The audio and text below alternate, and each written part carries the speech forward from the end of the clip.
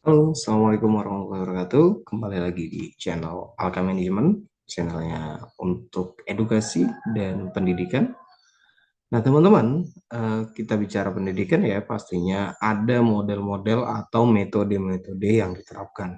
Nah, kali ini kita ingin membahas tentang metode pembelajaran, yakni Lesson Study ya, dan PZBL.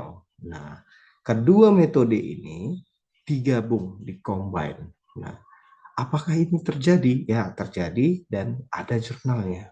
Maka kita ulas sedikit jurnal yang membahas tentang dua metode yang digabung ini. Mari kita lihat jurnalnya. Sebentar, kita berbagi dulu. Nah, ini dia. Nah, teman-teman bisa lihat di sini ya. Ini salah satu jurnal pembelajaran berbasis lesson study dengan menggunakan model project based learning atau PJBL pada mata pelajaran bahasa Indonesia untuk meningkatkan kemampuan literasi baca tulis siswa. Jadi ini judul yang sangat-sangat luar biasa ya, dan ditulis oleh beberapa penulis di sini ya, ada Rosmayadi, Eva Purwanti, Ed Muktiwibowo, Muhammad Selviano Auditio, Neni Triani, dan Heru Susanto, yang terakhir adalah Fitri. Nah, ketujuh orang ini meneliti tentang penerapan dua model pembelajaran ini, dan jurnal ini telah diposting di Cakrawala Linguistika dengan kategori Vol 7 ya, Vol 7 nomor 1 Juli 2024. Nah, dan dengan nomor I EISN 25979779 dan V ISSN 2597-9787 dan mendapatkan kategori Creative Commons Attribution non komersial 4.0 internasional lisensi. Jadi jurnal ini sudah tergolong menjadi Sikta 4 ya, masuknya di Sikta 4 pengakuannya. Jurnal ini penelitiannya dilakukan di SMP Negeri Singkawang oleh STKIV Singkawang di satu kelas ya. Nanti kita baca sedikit abstraknya ya. Tujuan pelaksanaan penelitian ini adalah untuk mendeskripsikan pelaksanaan pembelajaran berbasis lesson study. Nah, lesson study ini salah satu metode pembelajaran yang dari Jepang ya kalau nggak salah. Itu dari Jepang dan sudah sangat terbukti dengan menerapkan model pembelajaran project basis learning atau PCBL dan meningkatkan literasi baca tulis pada mata pelajaran bahasa Indonesia kelas 9 SMP Negeri 19 Singkawang. Nah, di sini saya telah berikan pewarnaan ya di sini. Penelitian ini merupakan penelitian deskriptif kualitatif. Jadi tahapannya itu menggunakan ya, penelitian itu menggunakan deskriptif kualitatif. Lalu di sini teman-teman bisa lihat ada poin merah yang saya tandai. Subjek penelitian meliputi siswa kelas 9 ya, SMP Negeri 19 Singkawang yang jumlahnya 32 orang. Jadi penelitian ini dilakukan terbatas ya, masih sangat minim, yaitu 32 orang. Ini tentu tidak mencerminkan kebutuhan Indonesia yang saat ini. Walaupun kita bilang pada abad 21 ini pendekatan ini sangat perlu ya, tapi nanti kita bahas tentang pendidikan di abad 21. Kita lanjut baca dulu. Analisis penelitian berfokus pada tahapan-tahapan lesson study yang meliputi kegiatan perencanaan atau plan ya, pelaksanaan atau do, dan refleksi atau see. Hasil penelitian menunjukkan bahwa secara keseluruhan proses pembelajaran bahasa Indonesia berbasis lesson study dengan model pembelajaran project based learning atau PJBL dapat diikuti oleh siswa secara efektif. Nah, ini poin penting nih. Poin plus ya, poin plus. Nah, hasilnya hampir seluruh siswa sudah dapat berpartisipasi aktif di dalam pembelajaran. Hasil tes kemampuan literasi baca tulis siswa mengalami peningkatan. Nah, sangat positif ya.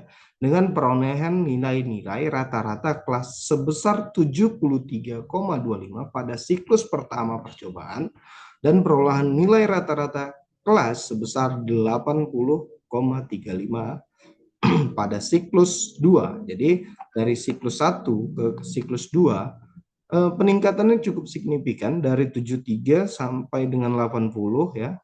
Komanya nggak usah kita hitung dulu, tapi dari 73 ke 80 ini kan peningkatannya 7 poin. Ya, ini termasuk kategori berhasil ya, positif dan efektif.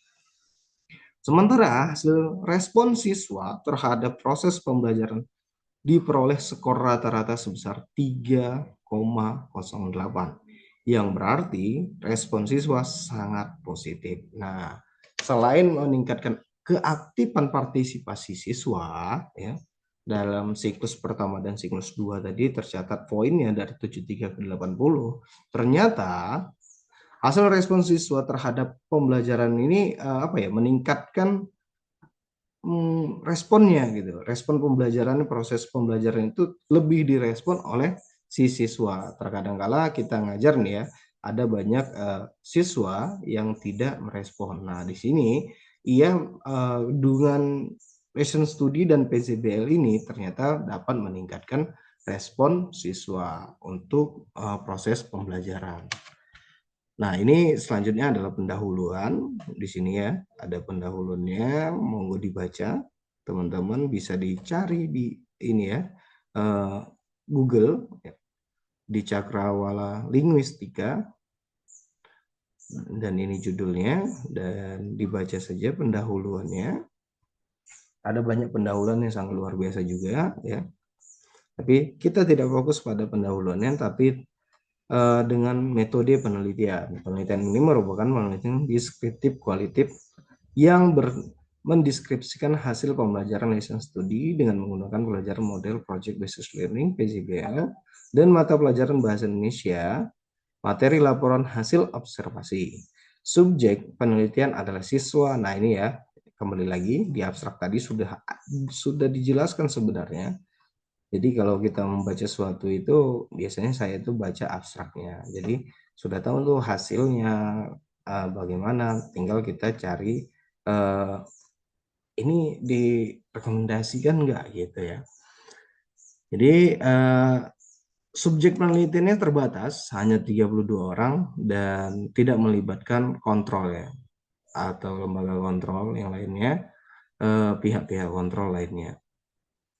Perolehan data melalui observasi, catatan lapangan, dan dokumentasi. Ini metode ya, metode yang mereka terapkan. Ini perolehan data yang mereka dapatkan melalui observasi, catatan lapangan, dan dokumentasi. Sumber data penelitian adalah hasil pengamatan observer pada pelaksanaan open class. Hasil tes kemampuan literasi baca tulis pada materi teks laporan hasil observasi sebagai data pendukung. Jadi ini saya buat kuning, harus ada catatan di sini ya. Dan ini penting, warning ya. Jadi ini adalah tahapan yang mereka lakukan dari mulai melakukan observasi, catatan lapangan, hingga dokumentasi sebagai sumber mereka untuk melakukan penelitian.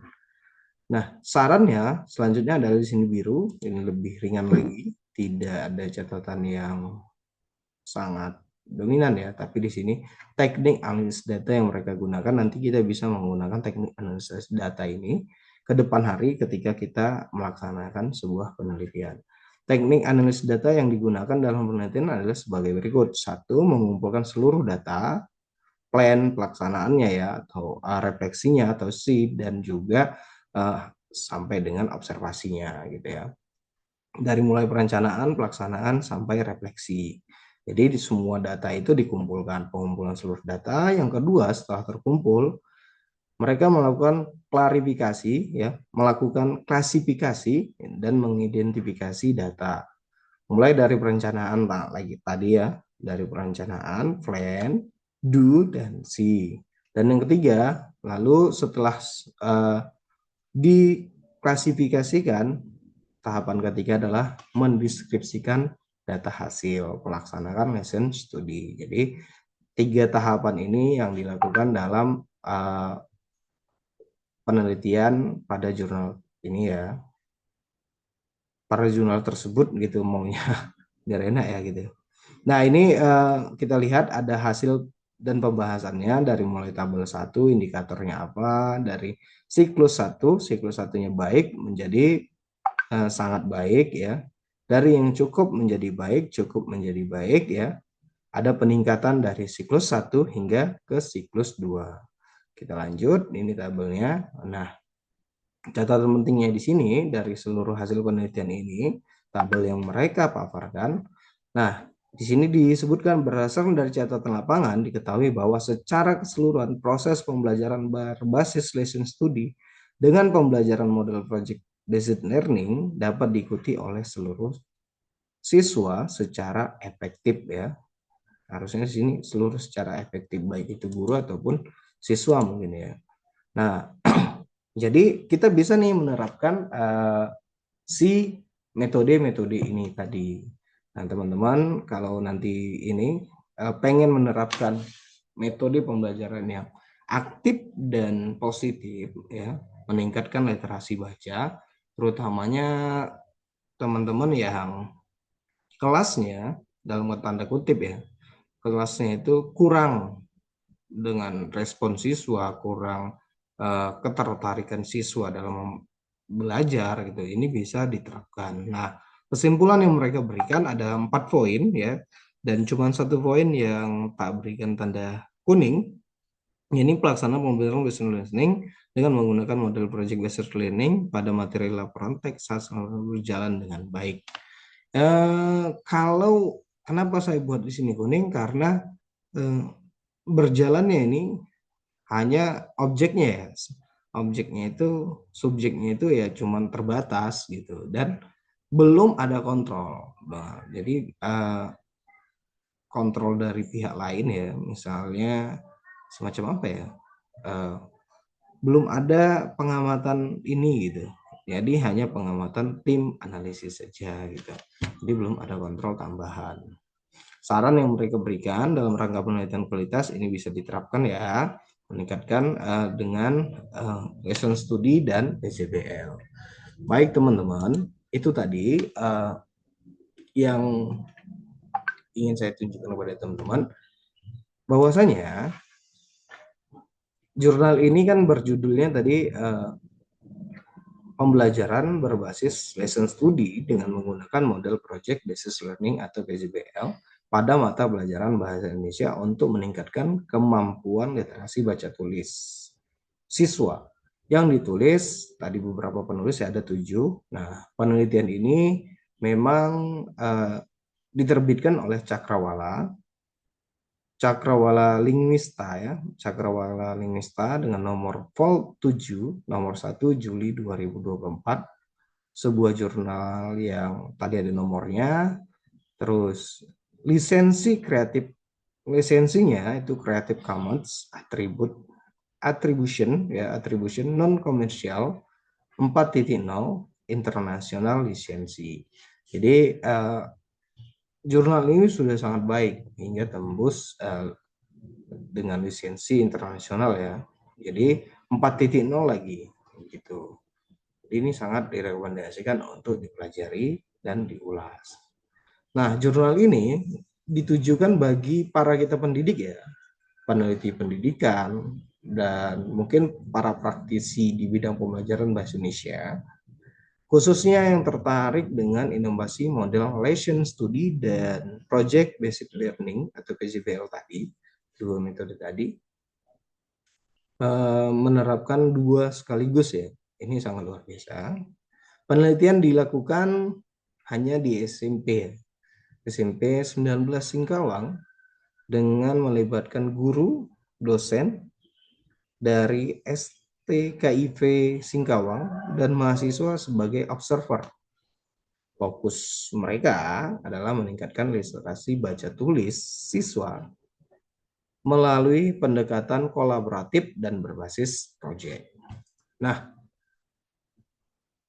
penelitian ini juga bertujuan untuk mendeskripsikan implementasi lesson study tadi dengan model PJBL dalam meningkatkan literasi baca tulis siswa di kelas tersebut pada mata pelajaran bahasa Indonesia. Metode yang digunakan adalah deskriptif kualitatif dengan subjek 32 siswa. Yang ini sangat kurang ya. Kalau kita tarik ke nasional, jurnal ini belum begitu mendukung. Perlu ada peningkatan di jumlah subjek ya, menurut saya. Tahapan lesson study dari plan, do, atau she diterapkan dalam 2 siklus, di mana setiap siklus melibatkan perencanaan modul ajar ya, modul ajar, pelaksanaan pembelajaran, dan refleksi bersama observer. Hasil penelitian menunjukkan peningkatan signifikan dalam kinerja guru dan hasil belajar siswa. Siswa juga menunjukkan respon positif dengan tadi skornya ya untuk responnya itu 3,08 dari nilai angka. Terhadap itu nilainya terhadap pembelajaran. Terutamanya dalam kepercayaan diri dalam menyampaikan pendapat. Jadi siswa kita bisa lebih berani atau percaya diri untuk menyampaikan pendapatnya. Jadi lebih aktif ya kelas itu. Penelitian ini memperkuat temuan sebelumnya. Jadi ada temuan sebelumnya bahwa lesson study yang mampu meningkatkan kualitas pembelajaran melalui kolaborasi guru dan PJBL mendorong partisipasi aktif dari siswa. Jadi penelitian ini sebenarnya sudah ada penelitian sebelumnya tentang lesson study dan ini memperkuat bahwasanya lesson study itu memang dapat meningkatkan kualitas melalui pembelajaran kolaborasi guru.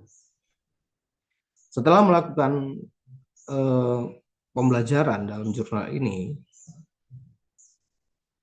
saya menemukan beberapa hal ya, kelebihan dan kekurangannya. Dari tadi saya sebut terus ya kayaknya kekurangannya dari jurnal ini. Jurnal ini memiliki keunggulan dalam relevansinya ya. Relevansinya itu sangat praktik sebab telah memberikan contoh konkret ya di dalam kelas. Data komprehensif yang mana menghubungkan data kuantitatif dan kualitatif. Siswa serta dampak ganda yang dapat ditinjau dari dampak meningkatnya literasi siswa dan kapasitas guru dalam merancang pembelajaran. Setelah kita melihat keunggulan tadi, ada kalanya kita harus melihat sedikit kekurangan ya. Keunggulan kita melihat sedikit kekurangan. Adapun beberapa catatan saya ya, ini saya sambil buka catatan, jadi saya bacain catatan saya. Kekurangannya dari pengaplikasian lesson study dan PJBL ini generalisasinya itu terbatas sebab sampel hanya satu kelas di sekolah, hanya 32 orang tadi, sehingga temuan belum tentu berlaku di konteks yang berbeda. Jadi kalau kelas kita nih konteksnya sangat berbeda nih, misalnya jumlahnya lebih sedikit atau lebih banyak atau partisipasinya lebih rendah gitu ya. Ini mungkin tidak relevan gitu. Yang kedua kekurangannya analisisnya kurang mendalam dengan tidak adanya penjelasan faktor eksternal. Jadi faktor-faktor eksternal juga tidak dimasukkan. Misalnya faktor eksternalnya itu adalah yang seperti dukungan sekolah ya atau latar belakang dari siswa tersebut. Mungkin kenapa sih si siswa ini kurang ya partisipasinya kurang aktif, terus tidak percaya diri. Ternyata ada hal di latar belakang si siswa. Jadi ini tidak ada analisis mendalam ke arah sana. Jadi ini sangat-sangat terbatas. Yang ketiga ialah tidak adanya pembanding Nah, misalnya tidak ada kelompok kontrol untuk tadi saya sebutkan ya, kelompok kontrol untuk memastikan bahwa peningkatan literasi apa ya, literasi ini, peningkatan literasi yang mereka paparkan di jurnal ini murni disebabkan oleh PJBL dan Lessons Studi. Jadi tidak ada pembanding itu gitu. Jangan-jangan karena ada guru lainnya gitu. Jangan-jangan ada motivasi lainnya yang diberikan gitu. Bukan hanya PJBL dan Lessons Studi saja yang diterapkan gitu. Mungkin ada pembinaan ini ya, pembinaan khusus gitu dengan guru BK-nya atau guru lainnya gitu. Nah, mungkin ada masuknya pembelajaran-pembelajaran lain atau nilai-nilai lain selain BJBL dan action study. Dan yang terakhir, yang keempat, keterbatasan waktu, sebab penelitian hanya dilakukan dalam 2 siklus saja. Hanya dalam 2 siklus. Jadi memang awal-awal penerapan hal yang baru mungkin ya bisa meningkatkan partisipasi karena kita biasanya memberikan informasi juga kepada siswa. Kita ingin menerapkan model pembelajaran yang seperti ini, kita ajak diskusi dulu siswanya.